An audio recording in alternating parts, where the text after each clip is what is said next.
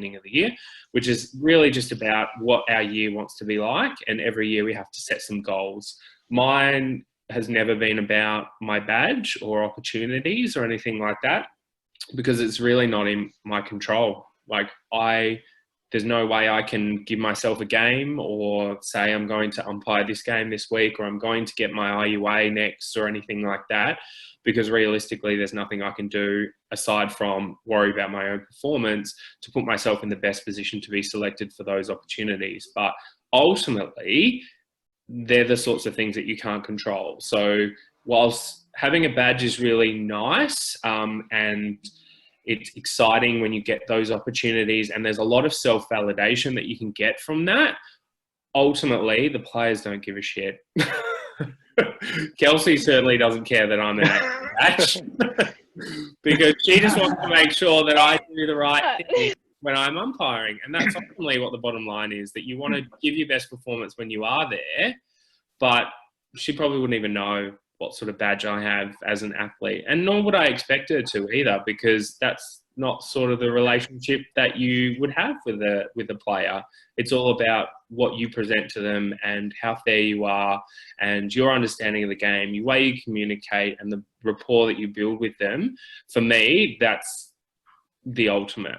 That's why I umpire. So yeah. Can I just interject in that? Sorry. Sure. And just say that it definitely, like, probably just to validate your point, it does not matter. To me, I have had some of the best umpires that probably haven't been graded, and I've had no idea, but I've remembered their name because of the way that they've umpired, if you understand what I mean, and the rapport that they've built and exactly what you said. So I don't want to say that I don't care, but I feel like, you know, it is your personal style, and it's, I don't know. Yeah. Timmy, what about you in terms of how long you stayed on each badge before you progressed through? Well, I actually started umpiring really, really late. So I think I didn't get my C badge until I was maybe 22 or something like that. And that was just purely because I was more interested in playing and didn't care about umpiring at all back then. So I got my C badge in Queensland, and I sat on that for, I think it was only about 1.5 years to 2 years, because at that time I was more interested in umpiring than playing, I suppose. So had it for about 1.5 years to 2 years, got my B in Queensland, and then I sat on that for about 5 years, I think, possibly even 6. And then, much like James, the way that Queensland was set up was different nights had different competitions. It wasn't like Victoria where a state league was all on one night. So I was, like I mentioned at the start, I was doing a Mount Franklin Cup, which is, you know, not the highest division by a long shot back then, and wasn't even getting like great games back then. Moved to Victoria, and was in VNL for a couple of years before I even started to move up divisions there. And was in Victoria for 2 years, I think, and then got my A. And then from there, I progressed through the emerging talent and the Netball Australia pathway pretty quickly, similar to James. I think mine was only about 2 years from A to AA, but the support in the programs that I had from Netball Australia and Netball Vic, I think they were the things that really propelled me very quickly. But having said that, I was only umpiring Division 1 and 19s right up until I got my A badge. So I think I'd done 2 championship games, which is our highest division in Victoria. Then got tested for my A. So I wasn't even on the top division for that long before I got tested. And that was just purely because of the strength of the umpiring that we have here in Victoria, and all of those umpires that were on court. Yeah, great. Yeah, and look, in terms of the strength of netball in Victoria, I think every state is going to say that their state is strong, or probably the strongest. At the end of the day, I think we're lucky in the state that we live in. We do have a lot of depth, and like other states too, but we are super lucky with the standard of our umpires in that Victorian Netball League competition. Yeah, and I think just on that, Greg, sorry, just quickly on that, I think, you know, we're very lucky to have the amount of like SSN umpires in Victoria, because, you know, we can work quite closely, and, you know, the other umpires that are coming through can kind of, you know, watch what we do and, you know, things like that. And that's what I was doing when I was coming through. No matter where I was, Queensland or Victoria, I was always, you know, looking at what people above me were doing and kind of what I aspired to be, to try and, you know, develop myself that way. It wasn't just all about, you know, on-court umpiring stuff. Yeah. Yep. Yeah. And I think that's a good addition to that too, because there is a lot of mentoring that happens, and that natural aspiration, I think, netball is improving as a sport. It's improving in so many different areas. We're expecting our athletes to be able to do a lot more, and Kelsey will probably talk to you about that in a second. We're expecting our coaches to develop a whole lot more, and now umpires are taking that on themselves and saying, right, I've got to be better too, because if I don't improve, then I'm going to get left behind. And I think that's what you both provide at VNL level, is the ability for younger umpires, or even umpires that are maybe of a lower badge, to aspire to what you have achieved. Kels, I'm going to go to you. Let's talk about ISO, because we are living in isolation at the moment. You spoke about being home in Geelong. What is life like? You're in rehab, you're in ISO. What is a day look like for Kelsey Brown? So for me, I've tried to keep as much routine as possible, because let's be honest, I'm a sports person and that's how I live my life. I feel like I've spent the last 6 years having sort of my schedule dictated to me, and all of a sudden I've got this spare time and I don't know what to do with it. So I've tried to keep to a schedule as much as possible. So most mornings I'll get up and I'll train, because we train of a morning, so I'll try and stick to that. I've been relatively good, and I'm actually finding ISO so easy. I don't know whether that means that I don't like people, or I don't know, but I am, yeah, I'm trying to stick to a schedule. I'm doing uni at the moment. Maddie and I have started this little business where we're talking to young netballers. I've had a lot of those phone calls in the last week. So I actually feel like I'm so busy at the moment, and probably achieving a lot more than I would have if I was training. Because I feel like a lot of the time we go to training and I finish at 3 o'clock in the afternoon and pretend that I've got nothing else to do. So for me, ISO life is great. I'm really happy. I'm obviously with my family, and I've been lucky enough to raid the Collingwood gym and set up a home gym in our garage, and that is making rehab life much easier. I will admit that I was quite stressed probably for a couple of weeks, not knowing how that was going to look, because I think, and this is probably a question that people, I don't know whether people have asked, but I think people just assume that I've obviously bought myself more time for my recovery, which is, yes, true, but also I was getting to a point where I was having to tick off particular milestones, and now that we aren't in a team environment, I actually can't do that. So as much as I'm buying more time for my graft and for my hamstring tendon to turn into a ligament and actually restructure into an ACL, and I am buying time in that, and I'm working on my strength and everything that I need to, I'm sort of just coasting at the moment because I can't do contested work. So for my rehab, it's a little bit interesting, and it's just sort of wait and see. So everyone's like, oh, you'll definitely be back for round 1, but it could essentially mean, yeah, we don't really know what it looks like. So yeah, ISO's just been getting my head around that, getting my head around, yeah, not going into training every single day, but yeah, trying to keep a schedule. And I feel like in my head, I'm quite positive about what's to come.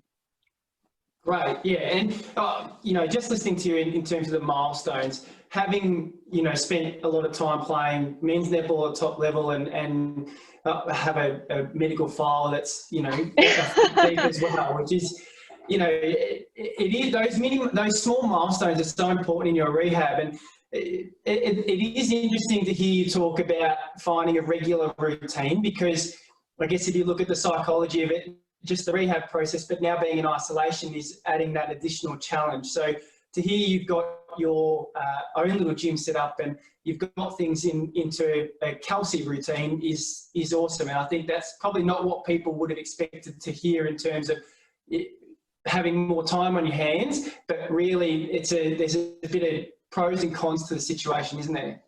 Yeah, and I think everyone who has gone into isolation, and I can talk probably on behalf of my team, we've had some people who have handled it super well. And that's not like a positive or a negative. They've just transitioned okay and probably developed different routines.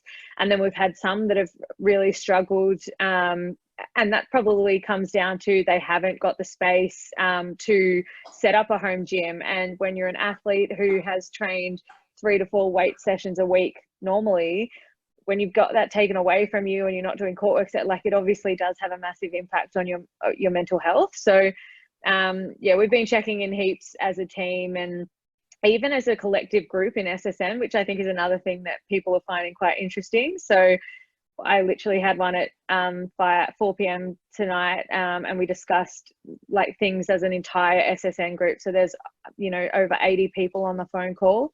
And yeah, it's just really good where it feels a lot more like a community, and we would never normally do that. So it's bringing out things that, yeah, is exciting for netball and good for the community. And sorry, I wanted to mention before off that we're obviously having a lot of stakeholder meetings at the moment about, you know, what the season's going to look like for 2020, if there is a season, XYZ. And I think it's important to note that coaches, CEOs, board members, players, umpires are all really equal stakeholders and have as equal say. So they are all represented in the meetings that are happening at the moment, which I find super exciting and feels like we are a very big community that is made up of different sectors that are super important for us to function. Yeah, awesome. Okay, let's go back to James and Tim. I want to go pre-COVID time. Let's go back to season 2019 for you, because that's probably a little bit more of a normal example that you can give us. Lots of the questions are around how do you juggle everything, working full time, traveling, fitting things in. What does it look like, you know, in the very heart of the SSN season? How do you guys manage travel and training and work and the like? Sometimes I don't, to be honest. I think it's really difficult for umpires to juggle everything like that, and it really just comes down to making sure that you know, you have really good structure around what you're doing week in, week out, and knowing what you have to achieve each week. For us, so we get allocations on a Tuesday afternoon for the weekend coming. So we've only got a few days to prepare for that weekend coming to where we're going. You know, we could be flying out on a Friday night or, you know, on a Saturday, getting home at midnight on a Sunday. And I find it quite challenging sometimes, especially once we're halfway through the season, because I start to get obviously really exhausted from, you know, traveling every weekend almost, getting up at 8:30 to go to work on a Monday morning, as well as fitting in everything that we have to do around that with our fitness. You know, we try to get to team trainings as much as we possibly can. But then we also have another whole side of it, which is the review process. And for, you know, it varies for different umpires, but sometimes it can take me up to, you know, 5 hours just to do review of one game. And then from that, you know, we always have a catch up with the umpire coach that was there on the day. And if the teams have any queries, they're allowed to send queries through to Netball Australia that they forward on to us that we have to answer. So it becomes very hectic. And I think, you know, it's just making sure that I know what I'm doing day in, day out. Otherwise, it'd just be impossible, I think, for me. Yeah. And is it any different for you, James? I know you guys obviously have different jobs and different lifestyles, but ultimately trying to achieve the same thing. Is your schedule mid-season look similar? Yeah, it's pretty much exactly the same.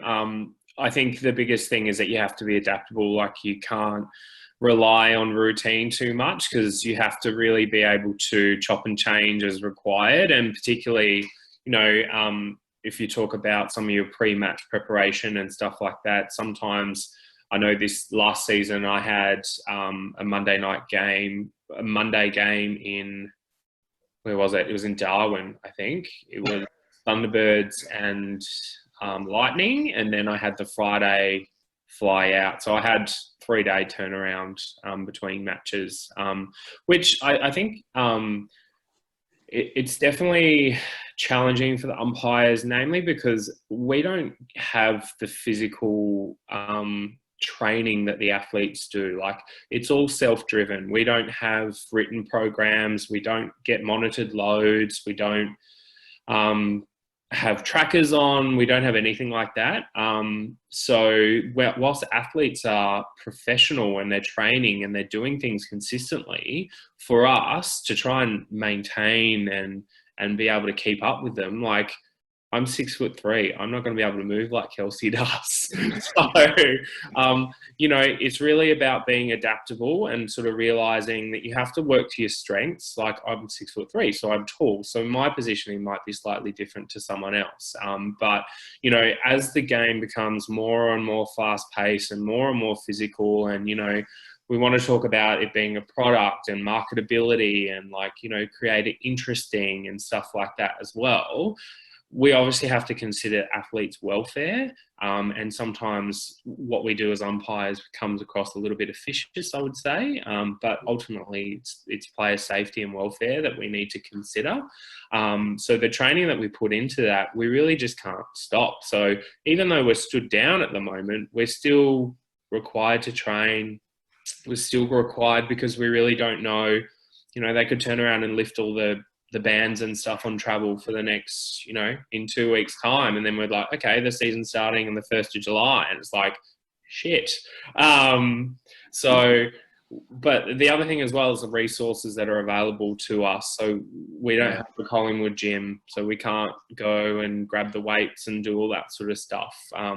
So it's definitely about being adaptable, and being able to coordinate and really just taking it all in your stride, because as much as you try and plan for these sorts of things, it never comes out that way. So but even that, looking at your example of a three-day turnaround from a Monday game, that has to impact your work life as well. And I think that and netball is growing too from an athlete point of view in terms of the equal pay and the like of the development in that space.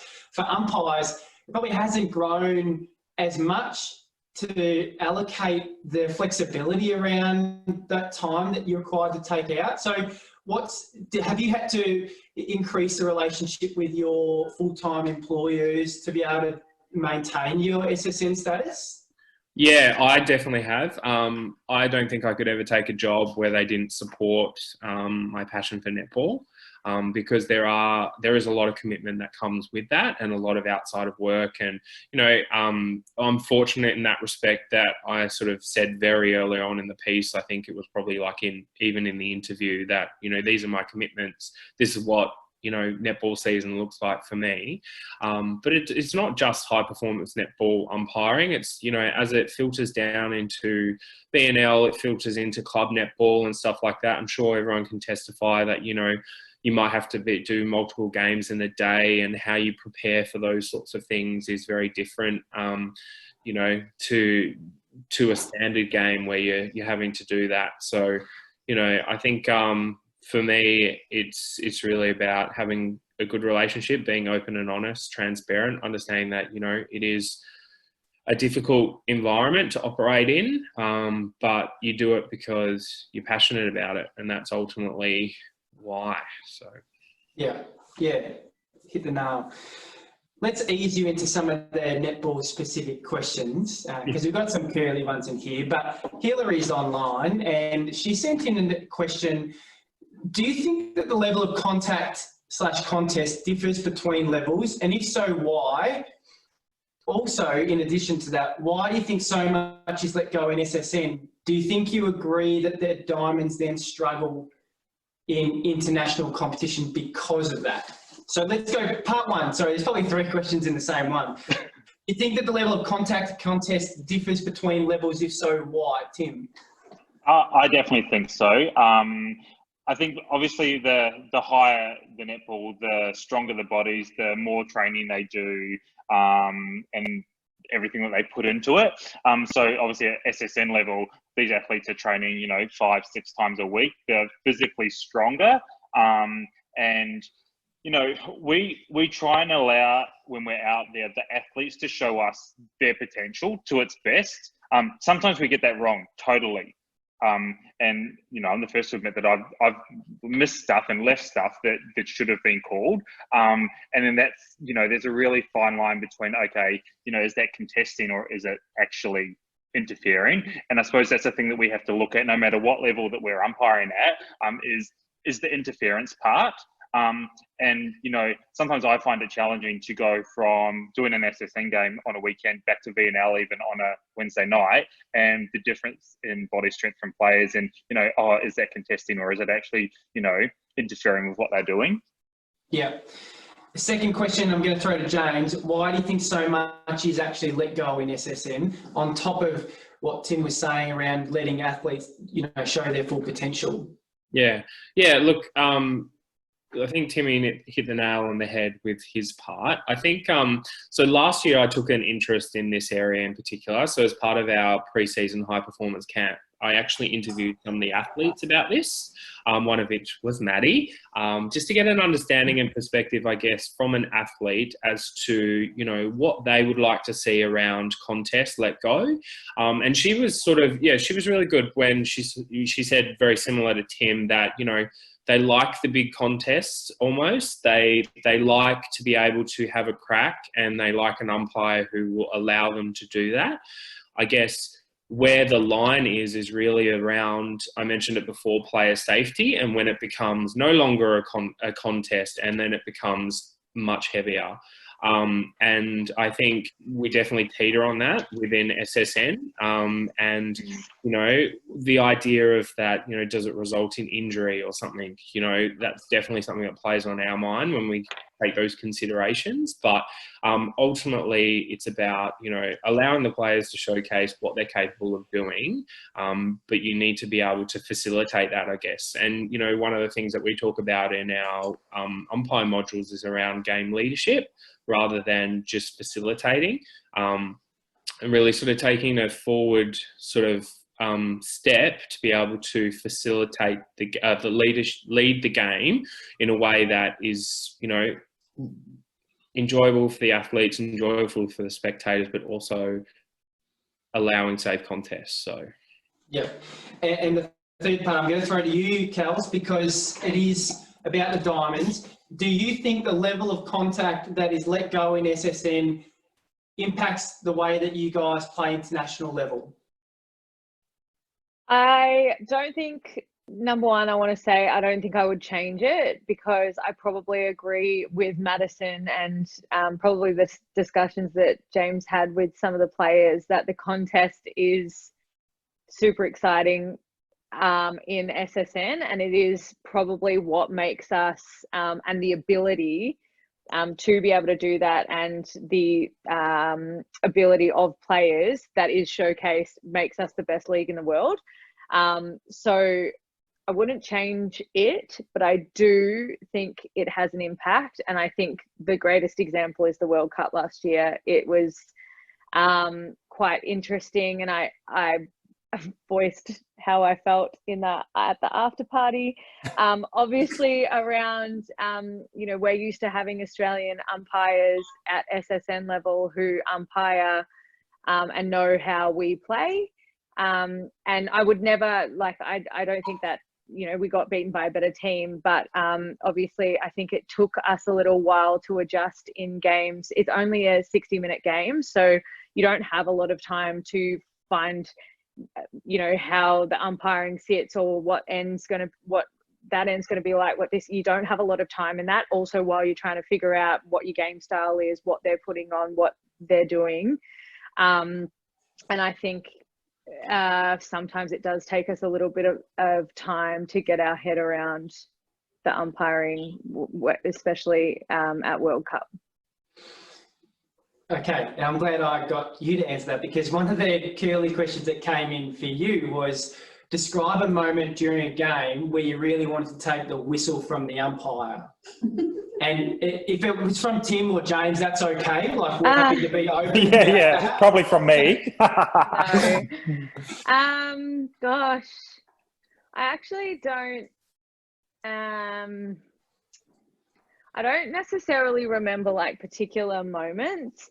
And I'm probably not the best person to ask with this, because I will always say that regardless of the umpiring, there is still opportunity to win, and whether they're calling everything under the sun one game and the other end isn't, and you happen to be in that end for the fourth quarter, you can adjust your style and your game plan to suit that. Like, it just is the way it is, and they're doing their job on the day. So that's how I feel about it, that whatever's happening, the team still has the opportunity to dictate what goes on. But I think the scariest one I had was Lightning versus Giants in, like, I can't remember if it was a semi. No, it wasn't a semi. I think it was the last round, 2018. And we're up by 11 goals going into the last quarter, and we won the game by 2. So I don't know what sort of happened. I feel like there was a couple of steps. I don't know. I did not know what happened, but I remember at that time being like, just bloody call time. I just want the game to be over. So probably not decisions, probably just more like, please someone blow the whistle and say this game's over. Yeah, it was stressful. 9-goal turnaround in the last quarter.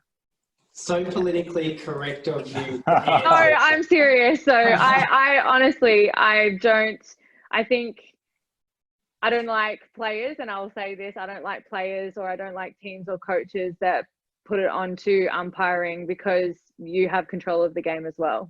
Like, every team has control of what they put out there. 100%. I'll say, sorry, as an aside though, I will say that in my experience, Nolene and Rob in particular really stand out as like coaches who actually want to work with umpires and have really good, robust and open discussions. And that's definitely something that I personally advocate for, because I think that's where most of the value comes from, those sorts of discussions. And, whether it's strategic or not, I don't know, but, it does really kind of affect the way in which you interact with those people. Because, if Rob's coming to you, he has a legitimate reason, and it's, worthwhile listening to. Same with Nolene as well. I remember, Giants versus Lightning, and it wasn't that game, but it was the first draw of last season, 2018. It was on the Sunshine Coast, and I had about an hour and a half discussion with Nolene and Kylie during the week with my co-umpire, and probably the most valuable sort of experience and feedback and stuff like that, and really kind of dissect why I made decisions and why things unfolded the way that they did, because it's insightful and it gives you the opportunity to reflect on those sorts of things. So just as an aside, I think those two in particular really stand out as two coaches who are pretty spectacular at that.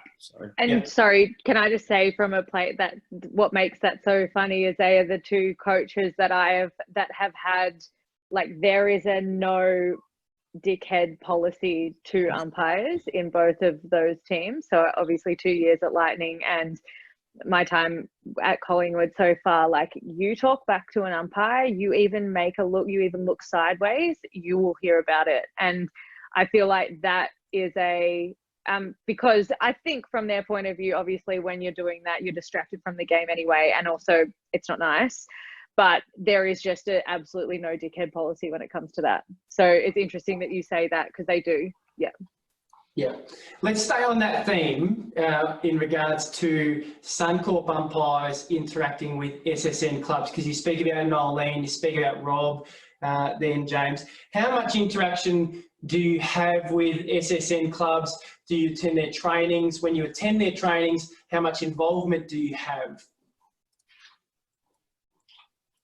Timmy. Oh, me? Yeah, Timmy. Yeah. So like quite a lot, actually. So I try to go to as many team trainings as I can. Often the times, with working full time is quite hard to get to, but when I'm there, there's a lot of interaction with the coaches. I'm always, talking to them about things that they might be looking at or working on with specific players. And then also, on game days, sometimes there is an opportunity just to have a brief, quick discussion with the coach, after a game, if they have a few questions or something like that. And that's happened a few times. But it's for me, it's all about building the rapport with the coaches as well as the players. And we're seeing these people so often, week in, week out, that anything that you can do to engage with the coaches for me is really good. How much then, Kels, do you enjoy having the SSN umpires come into trainings, and how much do you invest in your relationship or your rapport with them when they are at your sessions? I think it's a difficult one because you do want to build the relationship, but you also, and I'm sure the boys will say this as well, like there is that, like you don't want to overstep the line because at some point they are officiating a game. So I do find it a tricky one. But I also feel like we're all just humans and just a normal conversation is absolutely fine.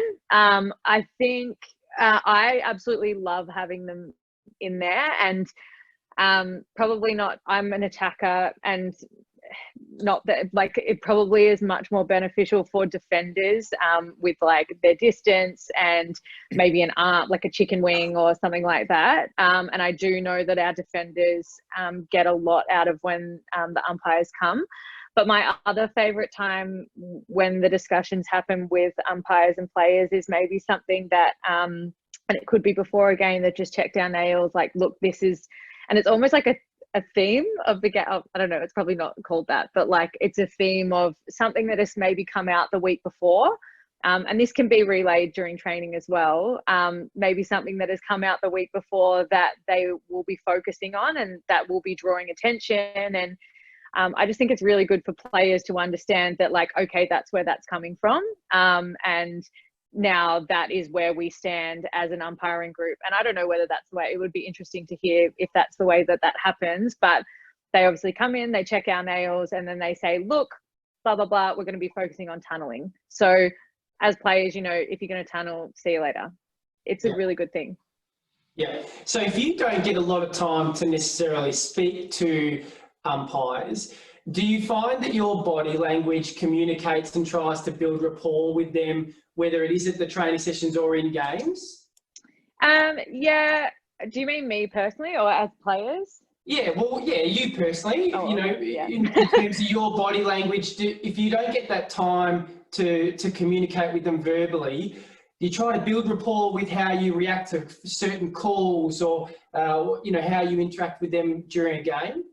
Yeah, I do. I feel like this group of SSN umpires at the moment have done an amazing job with probably opening up those conversation lines, because I do remember, and whether that was because I was a player that probably wasn't playing much a few years ago, I never would have spoken to an umpire, like speaking to an umpire would like, no, don't do that. So now I feel like those communications are much more accepted, and I feel like that has come from the umpires. Within a game, I do feel like you can, with body language sort of be like, yeah, no, I do understand that. And I do also think that there's a fine line between like, yeah, I get it, but I'm still doing it. And no, I genuinely understand what you're saying. And I want to try and rectify it, and then proving that you have rectified that. Yeah. I think there's a big difference in that. But yeah, you can within a game absolutely sort of create that eye contact, and just either with words or clarification. We're told not to speak to the umpires, but I feel like it's pretty good at the moment to be able to build that.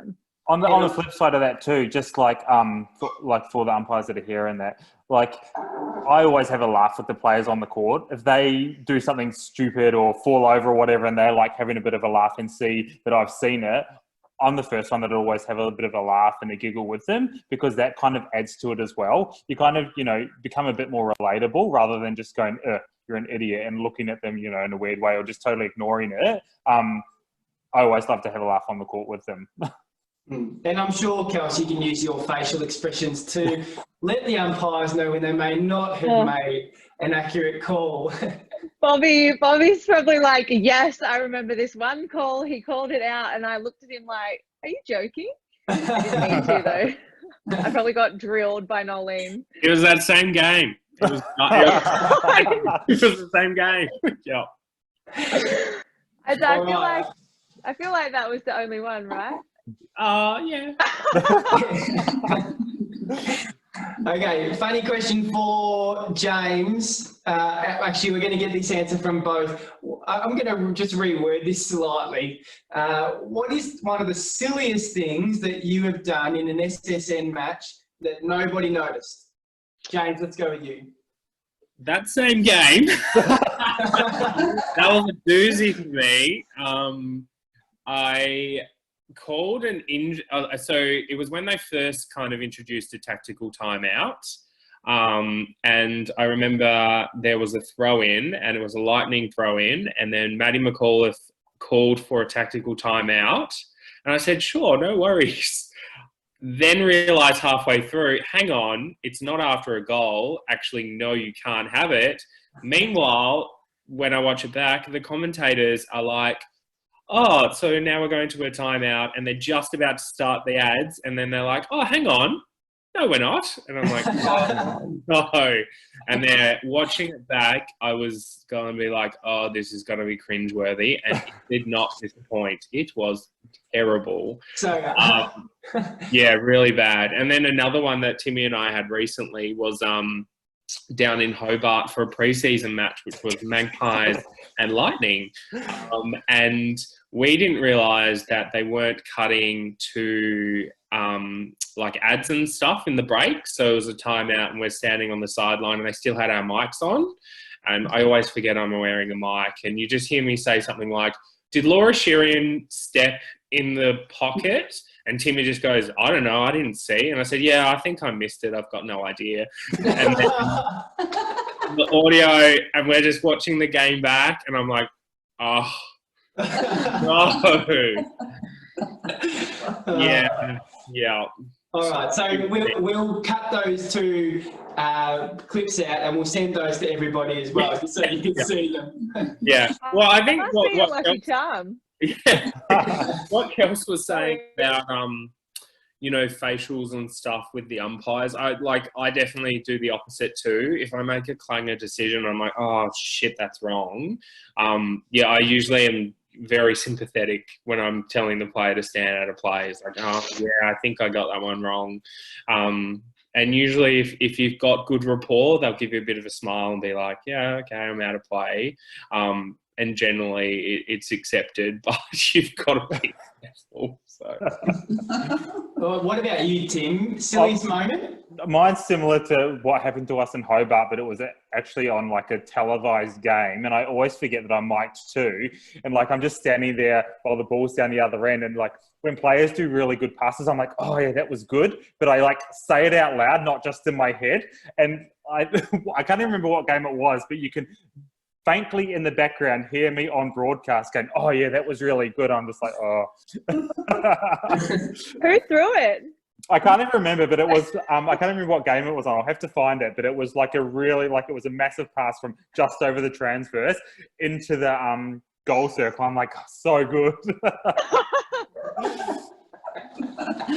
Now, out of everybody who's online, give us a thumbs up if you currently go through a video review process. Like, are you at that level where you're doing, yeah, so Rach does, Caroline does. Okay, so we've got a question, awesome. We've got a question in regards to the video process. So do you have any tips or advice for umpires who are either new to the video process or potentially not used to, I guess, receiving feedback in that form?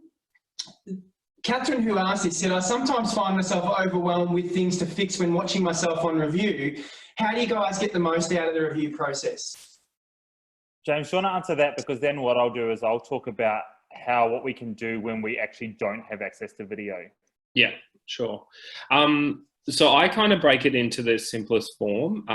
We have resources called Huddle, which is like you can replay clips and stuff like that. But I get the most value out of actually watching it on TV as opposed to cutting clips and doing all that sort of thing.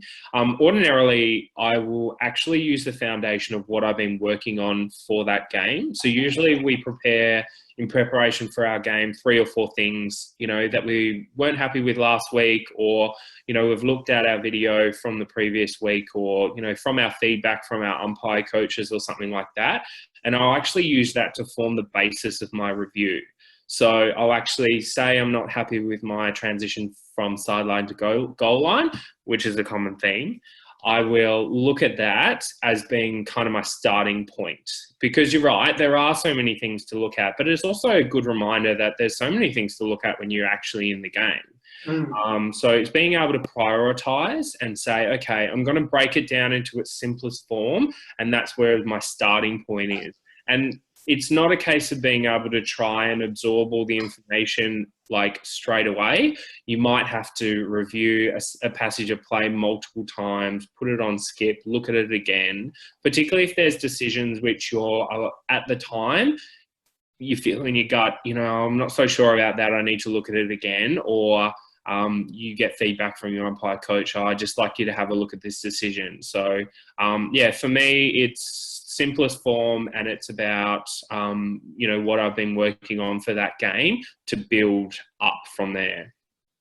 Yeah, and I know that there's people here who don't have access to, obviously, you know, video footage, and we're umpiring at associations or competitions where they don't have like that stuff. For me, what I used to do is if they're, because obviously on a Saturday or whenever we're umpiring, there's sometimes other umpires around that aren't umpiring. So I would always speak to them and go, okay, I'm just trying to work on these couple of things.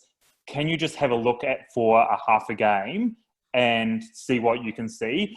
You know, other umpires, if you ask them that, they're going to look at that specific thing and not give you all this information. The other thing that we can do is just video record, like even off your phone, the specific thing that you're working on. So say like if it's James and you're working on your transition from sideline to goal line, if you get them just to record that on your phone, you know, for a couple of passages of play, it's really useful just to watch it that way. So you don't need to have access to a full, you know, match review stuff. Yeah, and just on that point as well, Timmy, in regards to, I guess, asking people for feedback, often we find when we're out in the netball space, whether it's coaches, players or umpires, they go, I'm not really sure, I don't feel comfortable in asking someone to help, because often they feel like they're going to be seen as too vulnerable, when really, I don't think anybody who is asked to help somebody else out is going to say, oh, I can't believe they're asking me for help. So, you know, the main point out of that is to have the courage to say, hey, do you mind helping me out in this situation? And even if it is only for 5 minutes, being vulnerable in that sense is going to help you develop. So, you know, really good point that you made there, Tim. Next question, and I'm going to ask one more to the boys, and then I'm going to swing over to you, Kels. In terms of comments worthy of a caution, because I know we ran a workshop on Wednesday night and we spoke about the protocols that you have as umpires and the 4 protocols, starting off with the caution. How do you decide what comments are worthy of a caution for dissent and then what to let go? Well, obviously, if someone's swearing at you, then and this is a really hard one, because, and like we spoke about it in depth on Wednesday night, like Greg said, we had the thing. But you know, there is a real fine line with this stuff, and I think what we kind of have to do as umpires is take into consideration the whole game that's in front of you, and kind of read the play and the players and what's happening a little bit. So, for instance, if you know you've got someone who is just got a bit of white line fever, they've only said it, you know, once or twice, and it's been in random times. Sometimes we just have to look at that and be like, oh, okay, well, they're frustrated at either they think the call's wrong or they're frustrated at themselves. And often that's what it can be. They're just frustrated that they are out of play or they didn't get the ball or whatever. I think when it starts to become a problem is when it becomes persistent. It's like one after the other, after the other, after the other. And you as an umpire have given that player enough opportunity to change their behaviour. So that's by using, you know, a stronger whistle, a change of voice, you know, different wording or something like that. So the player has an indication that they need to start to change that behaviour. If you've given that player enough opportunities to do that and they still don't, that's when we have to go into the next step, I think. Yeah, and just in extension to that, or similar, Leilani's flicked through a chat question that's similar to that. Is there a signal for not in the spirit of the game, or is it straight up caution? There's no hand signal. Usually, if it's not within the spirit of the game, we can find a rule that it comes under. Because I haven't ever called that myself personally. I don't know about you, James. The only time that I think we used to call it was more around if you are signalling to an opposing team that, you know, to pass the ball to me, and then they sort of do it in, you know, because they're sort of responding to a call or something like that. That's the only time I've really called it. But you know, you could also say that's intimidation Yeah. the player into passing you the ball, really. So, you know, there's a fine. Again, it's really about what the intent of the player is when you talk about not in the spirit of the game. But realistically, it falls along, you know, other rules as well that you can penalise for. Yeah. Okay, I'm cautious of time because I know when we first set this up, we were like, let's do a quick 30-minute Q&A with you guys, and we had Kelsey involved, and we've kept you guys until 9:23. So if you don't mind, I'm going to ask one more question of Kelsey, and then we're going to do a bit of a plug for you as well. What's the most frustrating netball rule from a player perspective? Out of all the rules in the book, because there's heaps of them, the book's pretty thick, is there one that's frustrating for you to navigate around, or you maybe get pulled a lot for? It's a pro and a con, I think, but the one that I find the most frustrating for myself would be an advantage call. And I know, and sometimes I just struggle with advantage, and I probably look like a bit of an idiot that I don't know how to explain this. Exactly what you're going to say, I reckon. Do you reckon, like, so, yeah, okay, you say what you think. And I think you're going to say the most frustrating call for players is calling an advantage break on a centre pass. Well, that is frustrating because teams use it as a ploy now. So I was going to use that, but then I thought advantage, like say for instance, it's an advantage contact or whatever because I am strong enough to take a ball with pressure on me. It still doesn't mean that then, like, if I have to do that for an entire game, then I am worn down by the halfway through the third quarter and I start making errors. That's still on me. I understand that, but it's probably a frustrating situation to think that there's players out there that would sort of, for want of a better word, take the piss in that advantage call. And the advantage doesn't actually go to you. Yeah. Okay. Yeah. Good. Yeah, good answer. I think it is an interesting question in regards to, there are so many rules, and I think that's probably more of a personal question than it is a general question for I'm sure defenders are like, obstruction is annoying. Yeah. It's so inconvenient. I will say something very interesting about that, actually. So we had Rob Wright attend one of our high performance camps, and he actually brought with him, because he loves stats, a comparison from the last year of ANZ Championship to the first year of SSN. And sort of said, you know, what do you think about this? Like, do you think that contact infringements were penalised more or less? And then so as a group, we were like, okay, we think more. we think less, blah, blah, blah. And he said, overall, I think the penalties that were penalised between ANZ and SSN had decreased by about 20%. Like it was an astronomical amount of money, percentage. Yeah. Money. Yeah, it's money. Yeah.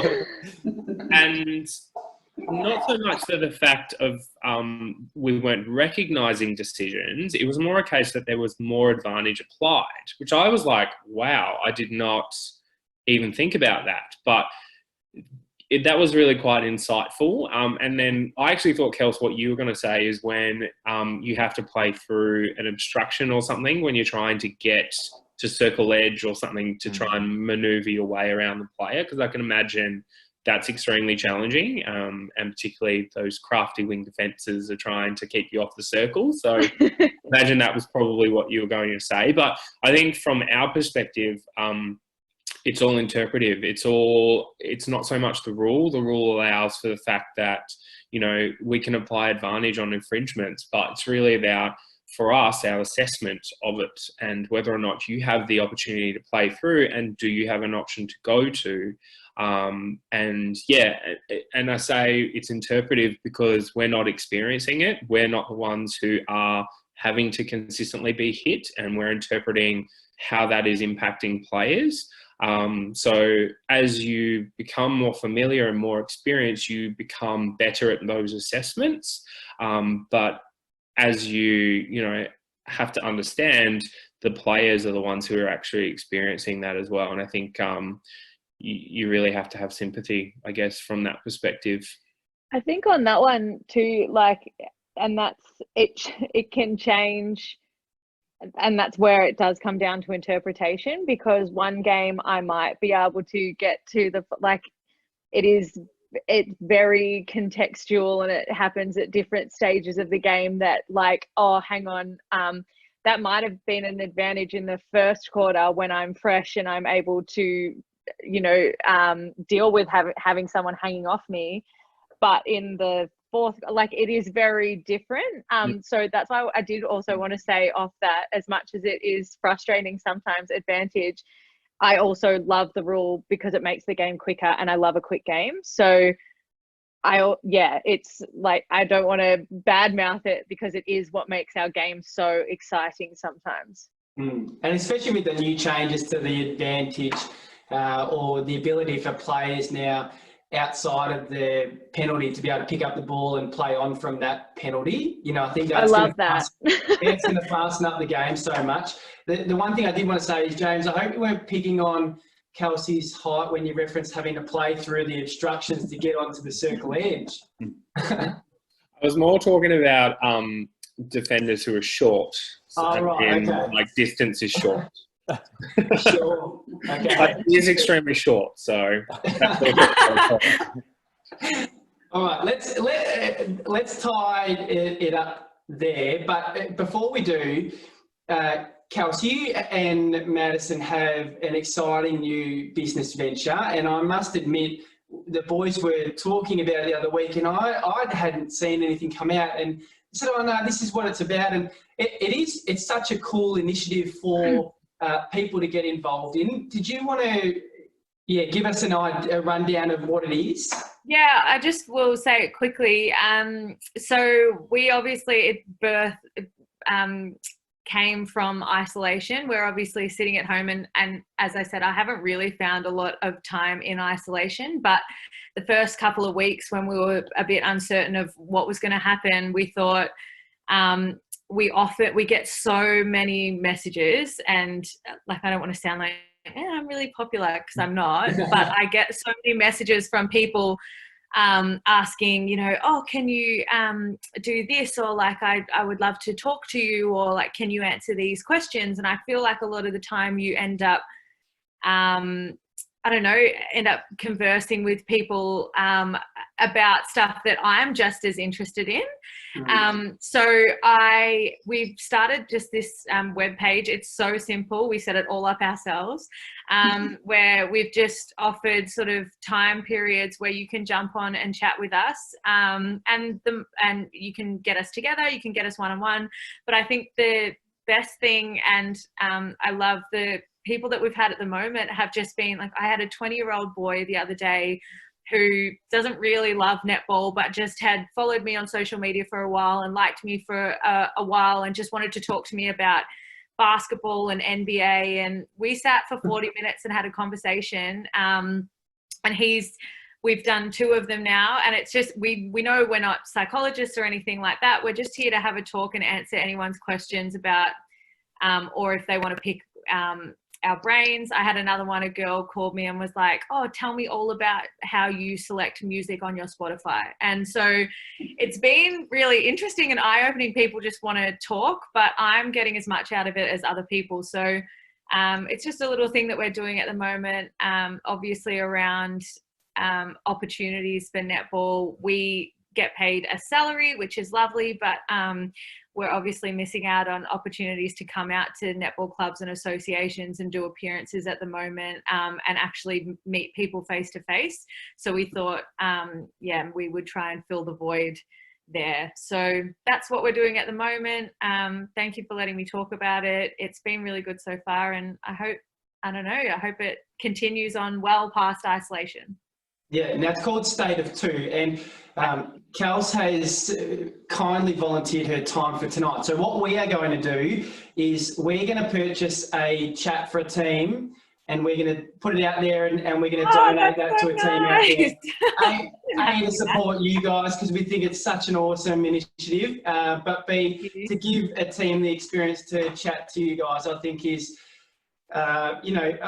an opportunity that not everybody's going to get the chance to do. So we really thank you for your time tonight. Tim, James, you guys are amazing. We love having you part of Team Inspire, and I know this year's sort of been cut short for what we had planned, but we can't wait to see what the future brings with you guys in the umpire development space.